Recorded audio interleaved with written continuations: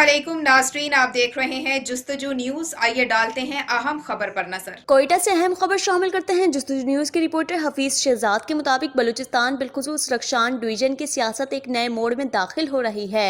इस सिलसिले में मुत्तहिदा खारान पैनल के सरबराह हाजी मीर परवेज अहमद सियापाद और साबिक सूबाई वजीर सखी अमानुल्लाह नूतेज़ई ने जमीयत उलमा इस्लाम बलूचिस्तान के सूबाई अमीर MNA हजरत मौलाना अब्दुल वासित साहिब से एक अहम मुलाकात की, जिसमें रक्षान डिवीजन के मुस्तकबिल में सियासी सूरत हाल पर तबादला ख्याल किया गया।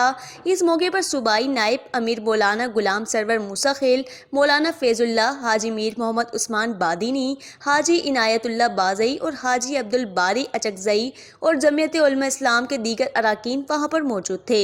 याद रहे कि जमीयत उलमा इस्लाम और रक्षान डिवीजन की इन सियासी रहनुमाओं के दरमियान इससे पहले भी मुलाकात होती रही और कोयटा में आज की ये मुलाकात भी इसी सिलसिले की एक खड़ी है। मज़ीद अपडेट्स के लिए देखते रहें जुस्तजू न्यूज़। फेसबुक और यूट्यूब पर भी सर्च कीजिए जुस्तजू न्यूज़ कराची।